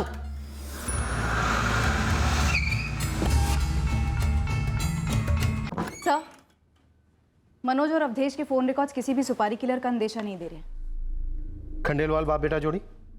कुछ भी नहीं सर। ये जरूरी नहीं कि डायरेक्ट फोन किया गया हो शैलेश लालचंद को। शैलेश लालचंद इलाके का नामचीन बाहुबली है। हो सकता है उसने कोई अज्ञात नंबर पकड़ा दिया इन दोनों को, किसी सुपारी किलर का। लेकिन सर कोई सामने आकर हिम्मत जुटाकर तो शैलेश का नाम लेने से रहा। सर मैं कितनी बार बोल चुका हूँ, उन तीनों के चेहरों पे गमछे थे। सब कुछ इतना फास्ट हुआ कि गाड़ी की डिटेल्स पर नजर भी नहीं पड़ी। पर तू क्यों इस वक्त नजर चुरा रहा है नरेश? किसे बचा रहा है? कौन है वो जिसने तुझे जान से मारने की धमकी दी थी? किसी ने नहीं। फिर एक नई स्टोरी। पहले की स्टोरी में तूने बोला था कि 3 आदमी में से एक था जिसने तुझे बंदूक दिखाकर चुप रहने के लिए कहा था। हाँ सर, वही तो मैं कब से कह रहा हूँ कि उन तीनों के चेहरों पे वो गमछे का नकाब था सर। देख नरेश, श्रद्धा को मारने के पीछे या तो उसके दोनों भाई, या अमन, या करण, या तू, या फिर तेरे पापा कमलेश शामिल है। हाँ, मैं नरेश और श्रद्धा के रिश्ते के खिलाफ था, पर ना नरेश मेरी कोई बात सुन रहा था और ना ही वो लड़की अपने भाइयों की बात सुन रही थी। इसलिए आपने श्रद्धा को गोली की आवाज सुनवाई। नरेश और उसके रिश्ते को उसी के खून से धो दिया। पूरे चित्रापुर में एक ही किराने का सुपर स्टोर है, मेरा, और मेरे यहाँ पूरा चित्रापुर आता है खरीदारी करने। आप मेरा काम देखिए, मेरा नाम देखिए। आपको लगता है मैं किसी को मरवाऊंगा या मेरा बेटा मरवाएगा? तो फिर आपका बेटा इतने झूठ क्यों बोल रहा है? आप सच क्यों नहीं सुन रहे हैं? क्योंकि आपका बेटा हद से ज्यादा झूठ बोल रहा है। हत्यारों ने चेहरे पर गमछे लपेटे थे, मान लिया। उसे गाड़ी का नंबर याद नहीं है, ये भी मान लिया। लेकिन गाड़ी का कलर, मॉडल उतना भी याद नहीं है। उसके बाद वो वहां से भाग खड़ा होता है, चलो समझे। पर उसके बाद की खामोशी, नरेश की, आपकी। अब आप बताइए, झूठ क्यों बोल रहा है आपका बेटा? मैं वही बातें बार बार नहीं दोहरा सकता सर। अभी तक मैंने आपको जो भी कहा, आपने मेरी हर बात को झुठलाया। अब आप ही बता दो मुझे सर, सच क्या है? आप जो बोलोगे मैं मान लूंगा। बताइए सच क्या है? श्रद्धा की सच्चाई उन 2 और लड़कों वाली सुनकर दंग रह गया नरेश। उसे लग रहा है जैसे कि वो श्रद्धा को जानता ही नहीं था। शैलेश लालचंद को तो आप जानते ही होंगे। आपसे बेहतर नहीं। आखिर दामाद जो है वो आपके डिपार्टमेंट का। शायद शैलेश लालचंद ने मरवाया हो। आप ये कह रहे हैं कि मैंने उसे सुपारी दी होगी? क्यों नहीं, आपके घर के चिराग का सवाल था। तो फिर श्रद्धा के भाई क्यों नहीं? उनके घर की इज्जत का सवाल था। शैलेश लालचंद उनके बजट से बाहर हो शायद। लालचंद जैसे लोगों के साथ बंध जाओ ना, तो जिंदगी भर के लिए उनके बंधुआ हो जाते हैं लोग। और आप उनमें से नहीं हैं। आप भी तो नहीं है ना सर, वरना उसका नाम नहीं लेते। जितना भरोसा तुम दोनों ने किया था श्रद्धा पर, मैंने भी उतना ही किया था। अब वो घर से बाहर जाकर क्या कर रही थी, मैं कैसे जान पाती बेटा? मुझे तो ऐसा लग रहा है जैसे इतने साल किसी अजनबी के साथ रह रहे थे। जब नरेश की बात सामने आई, हमने वो सब कुछ किया जो हमें करना चाहिए था। समझाया प्यार से, सख्ती से, दोनों को। पर अब श्रद्धा के जाने के बाद कितनी बातें सामने आ रही हैं। पता नहीं अब और क्या है जो आगे आके निकलेगा।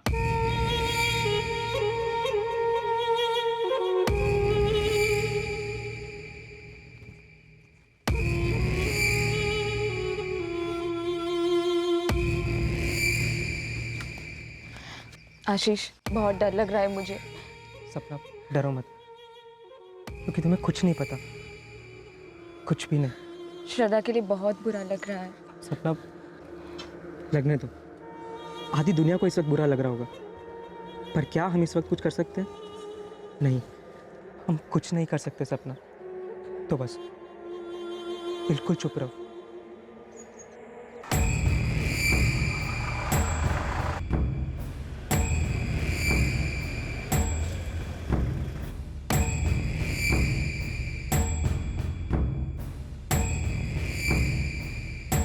सर, श्रद्धा मिश्रा के बारे में हमने अब तक जितनी भी जानकारी इकट्ठा की, उसमें ऐसा कुछ भी सामने नहीं आया जिसके रहते ये पता चले कि वो ऐसा कुछ जानती थी या फिर किसी ऐसी चीज में शामिल थी जिसके रहते उसे कत्ल कर दिया गया। श्रद्धा के दोनों भाई मनोज और अवधेश, तीनों बॉयफ्रेंड्स, करण, अमन और नरेश के पिता कमलेश खंडेलवाल, ये सब के सब इतनी सफाई से झूठ तो नहीं बोल सकते सर। तो फिर इतनी सफाई से उसका कत्ल क्यों कर दिया गया? श्रद्धा 3 लड़कों से एक साथ चक्कर चला रही थी।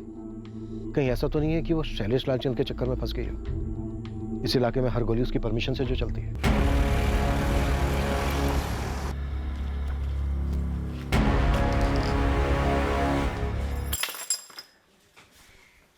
सर, मान लेते हैं कि श्रद्धा का शैलेश के साथ कोई कनेक्शन था भी, तो भी क्या कोई छोटा सा बयान देने के लिए या फिर गवाही देने के लिए सामने आएगा?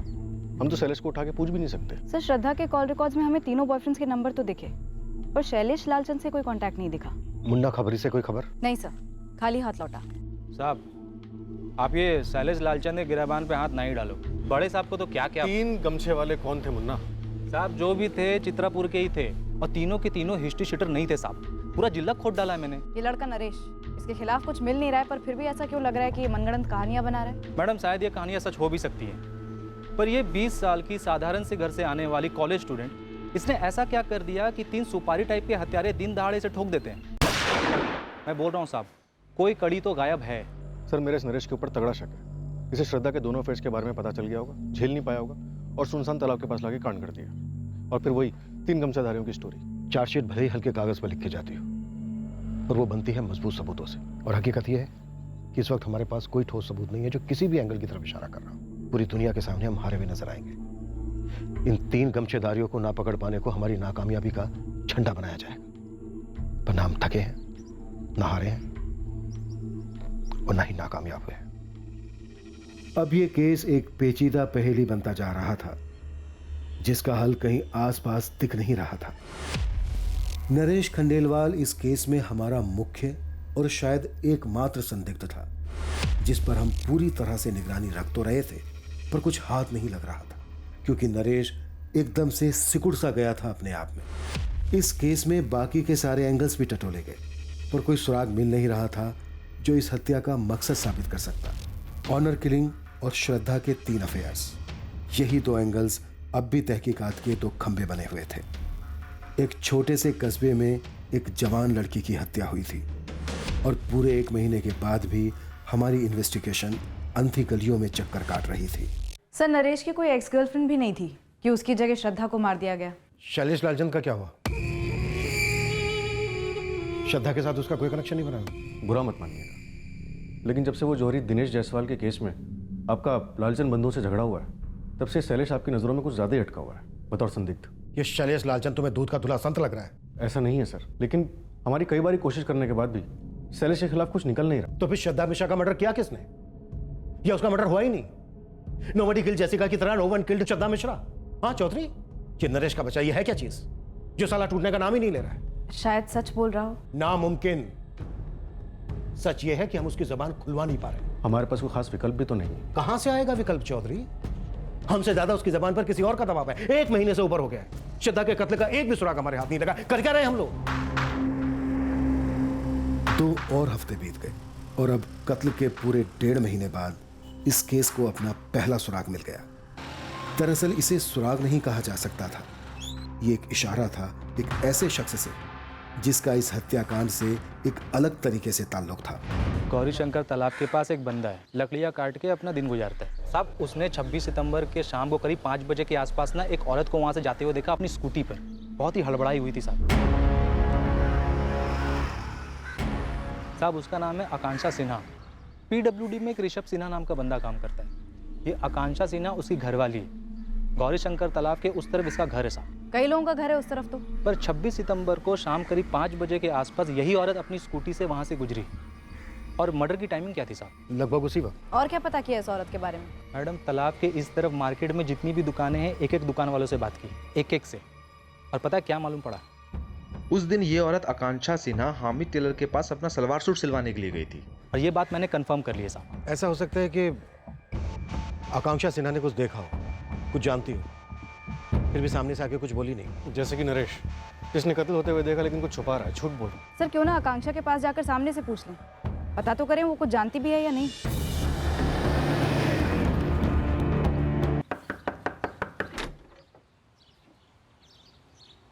आकांक्षा सिन्हा जी, इसका कत्ल हुआ था ना गौरी शंकर तालाब के पास, जहाँ से तुम गुजरी थी। कत्ल के दिन, कत्ल के समय, मार्केट के हमीद टेलर के यहाँ से लौटते वक्त ब्लू रंग का सलवार कमीज डाला तुमने हमीद टेलर के यहाँ। उसके बाद तुम्हें जल्दी थी। 5 बजे तुम्हारी बच्ची स्नेहा का स्कूल छूटता। देखिए, मैंने कुछ नहीं देखा तालाब के पास। ध्यान से देखो, श्रद्धा मिश्रा, तुमने अखबार में पढ़ा होगा। मुझे ऐसा लगता है कि तुमने श्रद्धा की लाश देखी वहाँ तालाब से घर लौटते वक्त। जी नहीं, मैंने कोई लाश वाश नहीं देखी। तो इसका मतलब तुमने इसे जिंदा देखा। और क्या देखा तुमने आकांक्षा? कुछ नहीं। पक्का? जी हाँ पक्का, मैंने कुछ नहीं देखा। ये सब हुआ होगा, लेकिन मेरे वहां से गुजर जाने के बाद मैंने वाकई में कुछ नहीं देखा।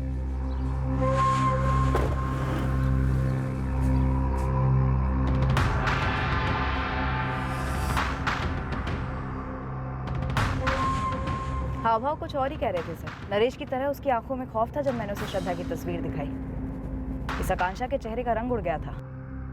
चौधरी, आकांक्षा सिन्हा और उसका पति जो पीडब्ल्यूडी में काम करता है ऋषभ सिन्हा, इन दोनों की डिटेल्स निकलवा। देखते हैं क्या और कितना गहरा संबंध है इस जोड़े का श्रद्धा के कत्ल से।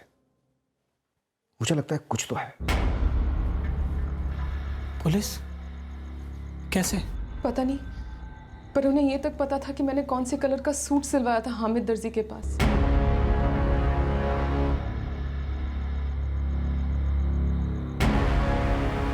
आकांक्षा, तुमको बस एक बात पे अड़े रहना कि तुमने कुछ नहीं देखा।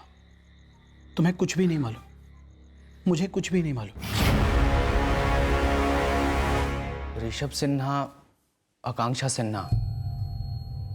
नहीं, ऐसे किसी जोड़े को नहीं जानता हूं मैं। कौन है ये लोग? और इनका श्रद्धा के मर्डर से क्या ताल्लुक है? अभी कुछ क्लियर नहीं है, पर हमें शक है, ठोस शक है कि ये औरत आकांक्षा सिन्हा जरूर कुछ ना कुछ छुपा रही है। क्यों छुपा रही है? ये तुम पूछ रहे हो मनोज? इस केस से जुड़े हर किसी ने कुछ ना कुछ छुपाया ही है ना।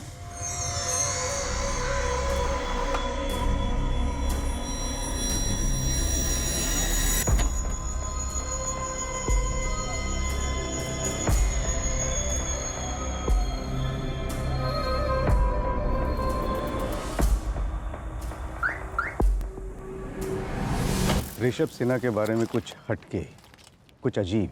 हाँ, पिछले कुछ दिनों में ऋषभ के बारे में या उसके बर्ताव के बारे में कुछ भी अटपटा लगा हो आपको? ट्रांसफ़र, वो अपने ट्रांसफ़र को लेकर के पागल सा होता जा रहा है। उसे चित्रापुर से बाहर निकलना है। कहता है कोई भी पोस्टिंग चलेगी, एक लेवल नीचे तक की, यहाँ तक कि किसी और डिपार्टमेंट में भी। कारण? मैंने लाख कोशिश की पता करने की, मगर वो टाल देता है। पर एक बात तो है, इस चित्रापुर में कुछ ऐसी बात है जो उसे खाई जा रही है पिछले 1-1.5 महीने से। मैडम, इस आकांक्षा की बच्ची स्नेहा के स्कूल गया था मैं, उसके वॉचमैन के साथ चाय पीकर आ रहा हूँ। तो चाय पे चर्चा क्या हुई? मैडम, उसने बताया कि इसने अपनी बच्ची का स्कूल वैन बंद करवा दिया, खुद ही लेके जाती है, खुद ही लेके आती है। कब से? मैडम, ऐसा कुछ डेट के हिसाब से नहीं बताया, पर बोला कि 1 महीने से ऊपर हो गया। सर, ऋषभ 29 सितंबर को पहली बार अपने बॉस त्रिपाठी के पास गया था अपने ट्रांसफर की बात करने की। अर्जियां देनी शुरू कर दी थी। आकांक्षा, ऋषभ का श्रद्धा और उसके तीनों बॉयफ्रेंड में से किससे कोई कनेक्शन नहीं है? नहीं सर, कोई कनेक्शन नहीं निकल रहा है। मैंने हर मुमकिन संभावना देख ली। आकांक्षा और ऋषभ का इस केस से जुड़े हुए किसी से भी कोई भी कनेक्शन नहीं निकल रहा है। सर, एक दूसरी बात है, जब मैंने नरेश से आकांक्षा के बारे में पूछा तो उसने बोला वो इस औरत को जानता नहीं है। तो बात क्या है? सर, वो इतने झट से बोला कि अजीब लगा। मुझे नहीं पता आकांक्षा कौन है, मैंने उसका नाम तक नहीं सुना आज से पहले। आकांक्षा का पति पीडब्ल्यूडी में सर्विस करता है, ऋषभ सिन्हा नाम है उसका। नहीं मैम, मैं उसे भी नहीं जानता। पर मैम, आप ये सब मुझसे क्यों पूछ रहे हो? सर, आकांक्षा और ऋषभ दोनों के कॉल रिकॉर्ड स्कैन किए, ना ही श्रद्धा से कोई कनेक्शन निकला और ना ही नरेश से।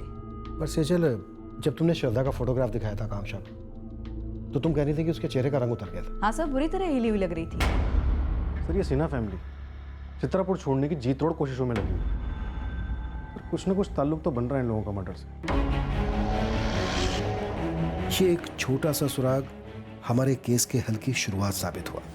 ये हमें किस दिशा में ले जाने वाला था इसकी खबर नहीं थी, पर इतने हफ्तों के बाद दिशा तो मिली थी।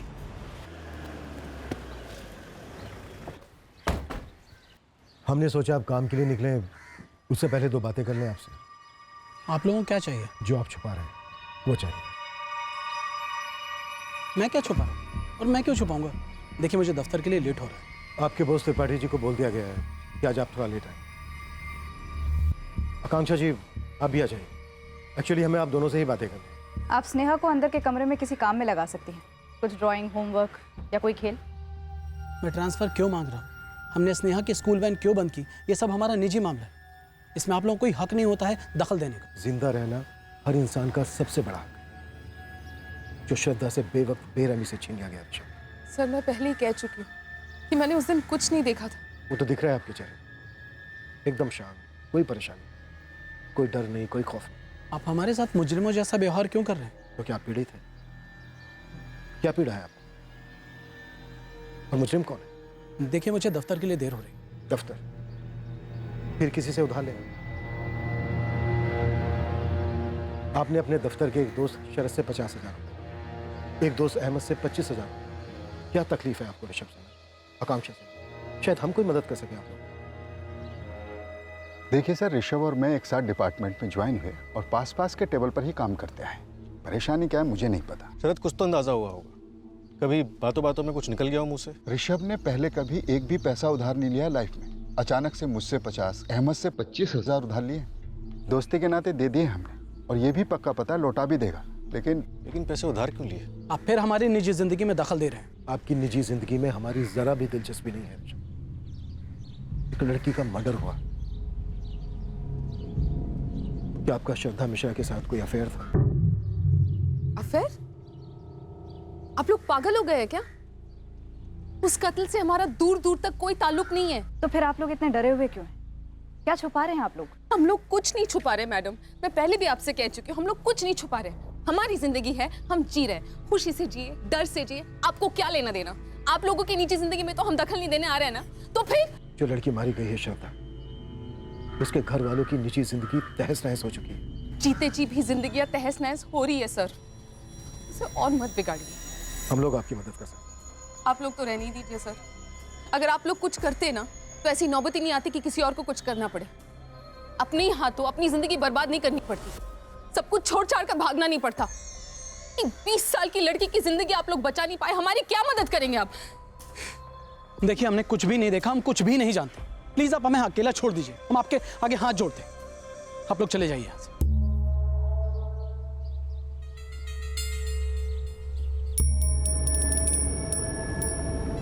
एक 20 साल की लड़की को तो आप बचा नहीं पाए, हमारी मदद करने चले हैं। सब कुछ छोड़ छाड़ के भागना नहीं पड़ता। सजय, इस आकांक्षा ने जरूर कुछ ना कुछ देखा है, लेकिन बताने से डर रही है। सर, नरेश भी इसी तरह से डरा हुआ है। शायद इन दोनों ने हत्यारों के चेहरे देखे होंगे। हत्यारों ने कोई गमछा वमछा नहीं लपेटा होगा। इस आकांक्षा से दोबारा बात करनी होगी। रियाज, गाड़ी घुमा।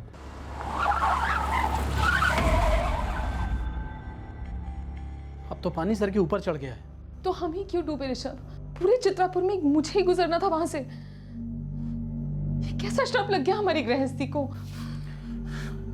देखो, हम कहीं नई जगह चलेंगे, अपनी नई गृहस्थी बसाएंगे, कहीं दूर, इन सबसे बहुत दूर। मम्मी पापा, पुलिस अंकल की गाड़ी फिर से यहाँ आई है। आप लोग क्यों हमें परेशान कर रहे हैं? आकांक्षा जी ने श्रद्धा के साथ जिस लड़के को देखा था, नरेश, वो भी इतना ही डरा हुआ है। तो जाइए, उसका डर दूर कीजिए ना, हम अपना देख लेंगे। लेकिन किसी न किसी को तो इस डर के चक्रव्यूह से बाहर निकलना होगा ना, इस डर की दीवार को तोड़ना होगा। तो आप चाहती है कि पहली पहल मुझसे होनी चाहिए?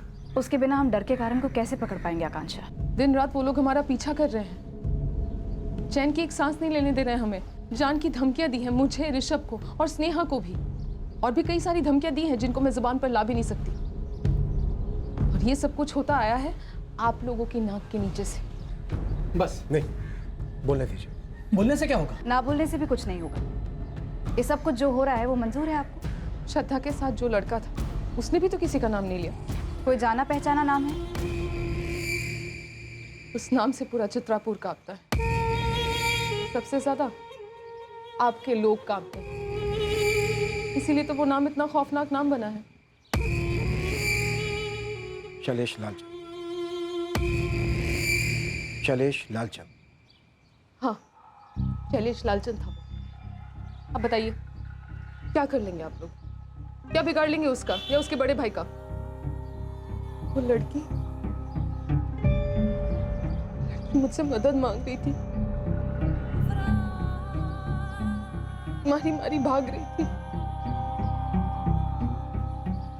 मैं कुछ नहीं कर पाई।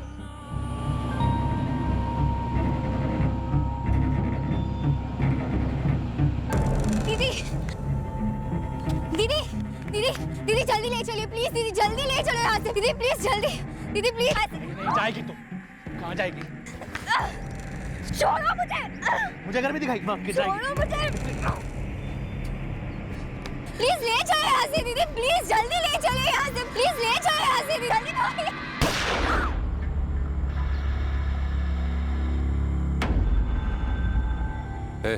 इधर देख, देखा तूने क्या हाल हुआ उसका, समझ रहा है? उससे बच के भाग रही थी। क्या भाभी जी, क्या नाम है? ओ भाभी जी, गूंगी भाभी जी, नाम क्या है?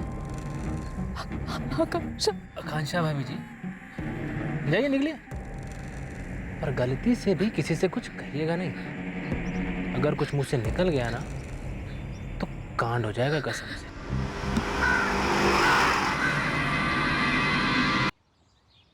उन लोगों ने हमारा पता लगा लिया, फिर हमसे पैसे भी हटने लगे। लेने के देने पड़े, उधार ले लेकर उनके मुंह में ठूंसते रहे, लेकिन उन कुत्तों की भूख नहीं मिटी। जिस तरह से हमें धमकाया है, वैसे ही शायद उस लड़के नरेश और उसके घर वालों को धमकाया होगा, पैसे ऐठे होंगे। वो लोग किसी के साथ कुछ भी कर सकते। आप लोगों को पुलिस में शिकायत करनी चाहिए थी। क्यों? आप लोगों को उनकी हरकतें दिखाई नहीं दी, सुनाई नहीं दी, लेकिन आप लोग अंधे बहरे बनकर बैठे रहे। ये सच है या नहीं? उस दिन के बाद से रोज हर रात को वो हादसा पूरा सपना बनकर मेरी नींद उड़ा देता है। वो लड़की मुझसे मदद मांगती है, मैं कुछ नहीं करती। सचिन, 3 कांस्टेबल्स की टीम 24 घंटे यहाँ ड्यूटी कर रही है। और ये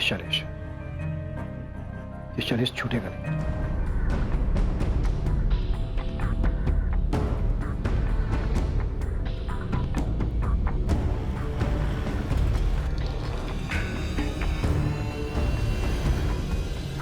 शैलेश लालचंद का मालिक गए होंगे कहीं बाहर, अब पूरा इलाका उनकी जागीर है, बता के थोड़े नहीं जाएंगे। अपने मालिक को बोल देना अब से उसकी जागीरदारी खत्म। साहब हमारी कहाँ इतनी औकात। एक काम करिए, शैलेश भैया तो नहीं मिलेंगे तो आप राजकुमार भैया से बोल के देखिए, है इतनी हिम्मत है? नरेश, जो कहने की हिम्मत तुम नहीं जुटा पाए वो उस औरत ने कह दिया। उस वक्त वो वहां से स्कूटर से गुजर रही थी, शायद डर के मारे तुमने उसे भी नहीं देखा होगा। ताने मारने में बहुत बहुत मजा आ रहा होगा ना आपको, पर डर की बेड़ियां बहुत मजबूत होती है इंस्पेक्टर। जो उस औरत ने तोड़ दी ताकि नरेश भी तोड़ सके, सारा चित्तापुर तोड़ सके और हम भी तोड़ सके। अब शैलेश लालचंद जन्नों में भी नहीं छुप सकेगा। नरेश, अब तो बोलो। मैडम, लिमिट में रहिए। आपका भाई शैलेश कहाँ है राजकुमार जी? कहीं भी हो, तुम्हें बता के जाएगा वो। फोन लगाइए उसे और बोलिए तुरंत थाने आए। शैलेश किसी के बाप का नौकर नहीं है जो तुरंत चला आए। एक मर्डर केस में वांटेड है आपका भाई। कौन सा मर्डर, कौन सा केस? एक औरत आके भोग गई उसका नाम और चले आए तुम। नाम क्या तेरा? सेजल पांडे। ये चित्रापुर के बाहर जाकर नौकरी तलाश करना शुरू कर दे, क्योंकि शैलेश तो थाने आएगा नहीं, पर तेरा सस्पेंशन ऑर्डर आएगा तुरंत। चल निकल। चलो।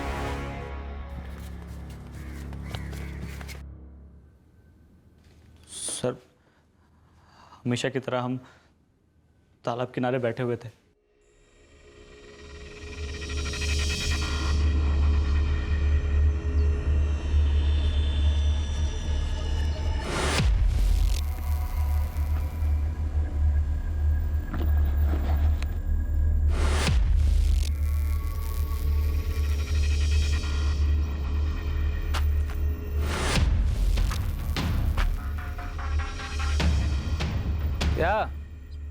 क्या अटक भर बिना ही शुरू हो गए दोनों? चलो नरेश, घर चलते हैं। कहाँ चलें? आजा आजा इधर आ। सुना नहीं साले, प्यार टैक्स भरे बिना कोई भी जोड़ा यहाँ से नहीं निकल सकता। चुप। शैलेश लालचंद, हाथ छोड़ मेरा। अरे बाप रे, इतने तीखे तेवर। अच्छा है, चटपटा खाना मुझे भी बहुत पसंद है। इतनी गर्मी इतने घर में दिखाएगी?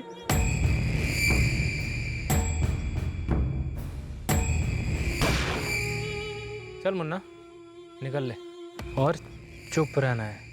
और अगर मुंह खोला तो घर में घुस के उठाऊंगा तुझे और बोटियां बना के तालाब की मछलियों को पार्टी दूंगा, समझा? चल निकले, चल चल। बार बार मुझे धमकी देते रहते, हर बार कुछ नया बोलकर और डराते। मम्मी पापा को मारने की धमकी देते और मम्मी को।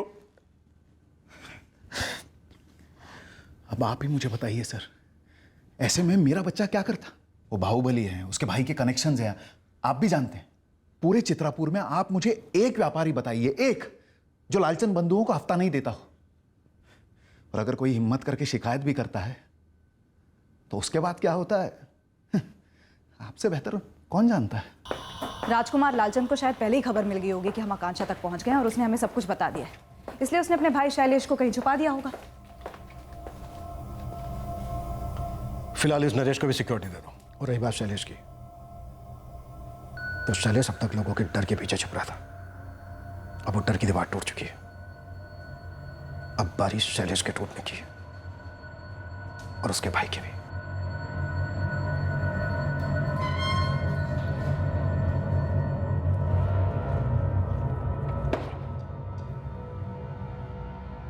ये श्रद्धा पहली लड़की थी जिस पर तुम्हारा मालिक शैलेश टूट पड़ा और नहीं मानी तो गोली दाग दी? नहीं साहब, जहाँ तक मुझे याद है इससे पहले किसी भी जोड़े ने तालाब किनारे प्यार टैक्स देने से इनकार नहीं किया था।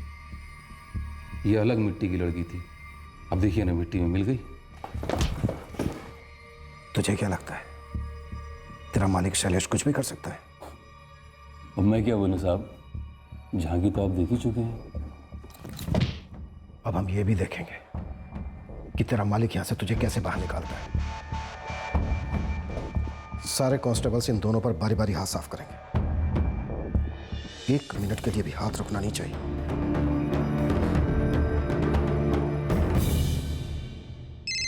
साहब, साहब, बड़े साहब का फोन है, 2 बार फोन कर चुके हैं। अगर लैंडलाइन पे है तो बोला साहब गश्त पे। हमने आकांक्षा सिन्हा और नरेश खंडेलवाल और उनके परिवारों को 24 घंटे सिक्योरिटी दी। हम नहीं चाहते थे कि उन्हें एक भी धमकी और मिले, पर शैलेश लालचंद हाथ नहीं लग रहा था क्योंकि उसे भी सिक्योरिटी मिली थी ऐसी ताकतों से जिन तक हमारी पहुंच नहीं थी। विजय, तुम ये चाहते हो कि मैं शैलेश लालचंद को भगोड़ा करार दे करके उसके खिलाफ नॉन अवेलेबल वारंट जारी करवाऊं? Yes sir. तुम अच्छी तरह से जानते हो कि अगर ये ऑर्डर मैंने इशू किया तो हम दोनों का ट्रांसफर हो जाने दीजिए सर। हमारे ट्रांसफर का डर उन लोगों के डर के सामने कुछ भी नहीं है। विजय, तुम इस केस को इतना पर्सनली क्यों ले रहे हो?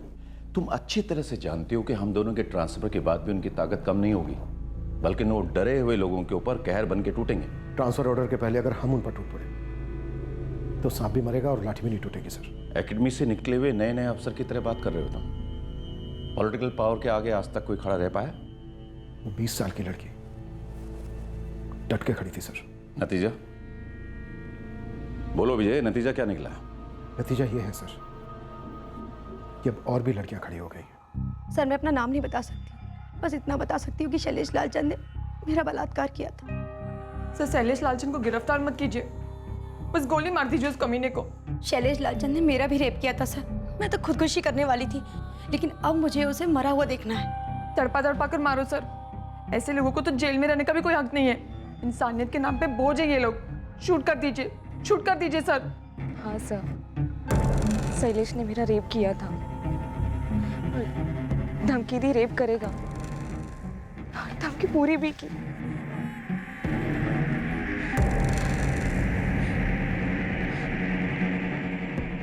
जब मुझे पता चला कि श्रद्धा का मर्डर तालाब के पास हुआ,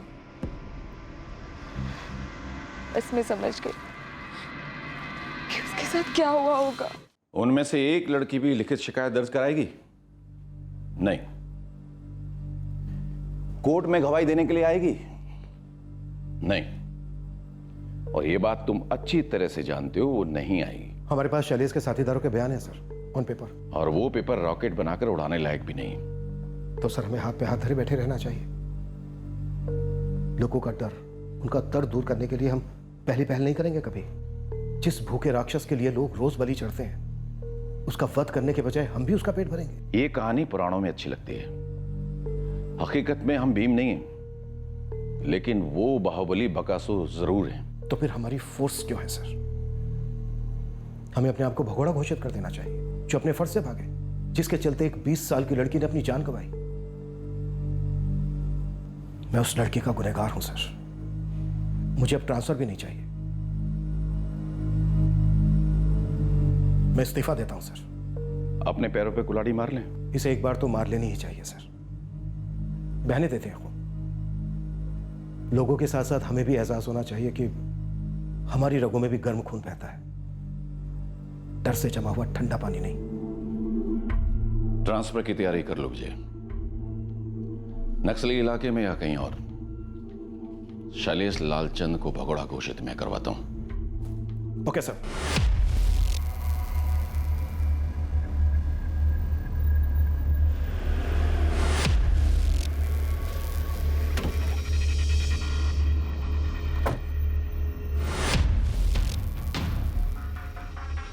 हद से ज्यादा भारी पड़ेगा विजय सिंह। पाप का घड़ा जब बढ़ जाता है तो उससे भारी कुछ नहीं होता राजकुमार लालचंद। कल सुबह तक शैलेश सरेंडर नहीं करता तो घड़ा टूटेगा, चूर चूर होगा।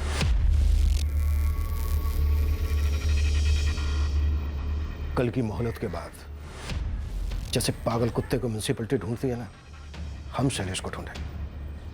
और पागल कुत्ते के साथ क्या किया जाता है ये तो आप जानते ही होंगे।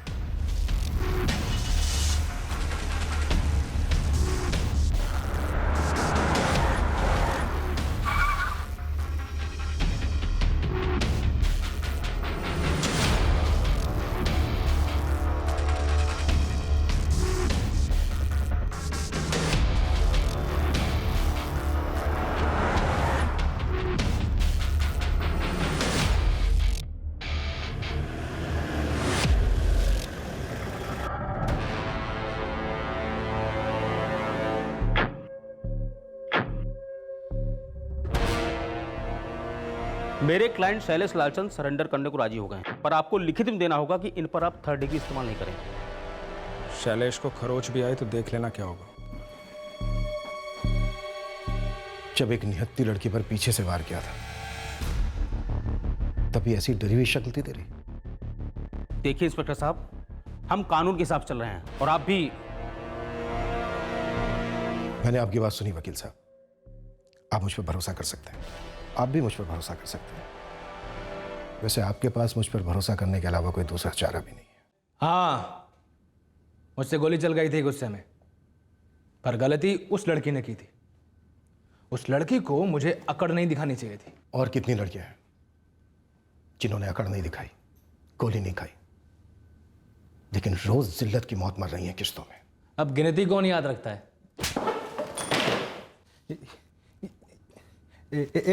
तुम हाथ नहीं लगा सकता मुझे, समझे? और कितनी लड़कियां हैं? कितनी बार बताऊं, गिनती कौन याद रखता है?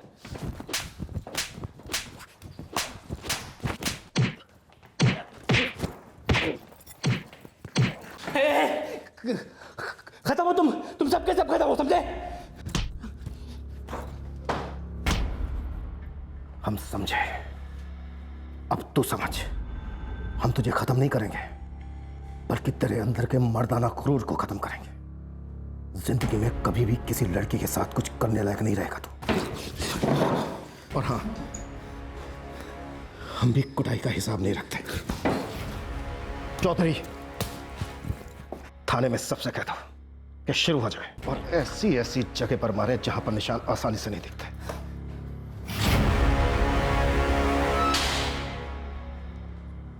तुम्हारी बहन श्रद्धा ने अपनी ज़िंदगी जैसे भी जी उसका निजी मामला था, पर वो एक बहादुर लड़की थी, बहुत बहादुर। सभी हमारी कस्टडी में। हम जल्दी चार्जशीट फाइल करेंगे। पर वो फिर बेल पर छूट जाएंगे ना? हमारी पूरी कोशिश होगी कि उन्हें बेल ना मिले। फिर कुछ नहीं, आप लोगों की सुरक्षा हमारी जिम्मेदारी है। आकांक्षा जी, अगर आप बोलने की हिम्मत नहीं करती तो शायद आज भी लड़कियों का रेप या मर्डर हो रहा होता। सर आपका ट्रांसफ़र ऑर्डर कभी भी आ सकता है, मेरा तो कब से आया ही नहीं। और वो शैलेश लालचंद लौट कर आ गया तो, और उसने कुछ कर दिया तो? आपकी बहादुर पत्नी ने बाहुबली को घुटनों पर ला दिया। अब आपकी बारी है मजबूत होने की। डटकर खड़े रहिए अपनी पत्नी के साथ। जो सबसे मुश्किल पड़ाव था वो आप पार कर चुके हैं। आप दोनों डर की दीवार को लांघ चुके हैं।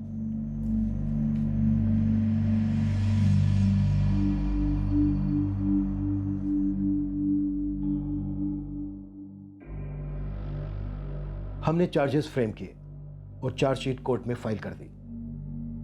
अब मुकदमा शुरू होगा। आरोपियों की जमानत होने की पूरी संभावना है। मुकदमा काफी लंबा खिंच सकता है, पर आखिरकार न्याय होगा। ये एक दुखद हकीकत है हमारे देश की कि लगभग हर गली में एक शैलेश लालचंद है जिसे ना खुदा का खौफ है और ना ही कानून का। और एक हकीकत यह भी है कि हर राक्षस के सामने कोई ना कोई खड़ा हो जाता है और अक्सर गोली खाता है, कत्ल कर दिया जाता है। पर जब हर नागरिक भीम बनकर अपने डर का वध करेगा तो भूखे असुरों के पैदा होने की कोई गुंजाइश ही नहीं रहेगी। हमारी फोर्स में भी कई लोग बहादुर नागरिकों के साथ डटकर खड़े होते हैं इस गुंडागर्दी का सामना और फिर खात्मा करने। ऊपरी दबाव हर पुलिस थाने की हकीकत है, पर यह भी सच है कि हर थाने से ऐसे ऑफिसर्स निकलते हैं जिनका जमीर किसी भी मजबूरी, किसी भी प्रेशर का मोहताज नहीं होता। सच्चाई कभी बोझ नहीं होती। दरअसल वो एक हथियार है, उतना ही मजबूत हथियार जितना मजबूत डर हो सकता है, और यही हथियार हमारे अंदर के बकासुरों का नाश कर सकता है। जय Hind. For more updates, subscribe to our channel, click the show links and enjoy watching the videos.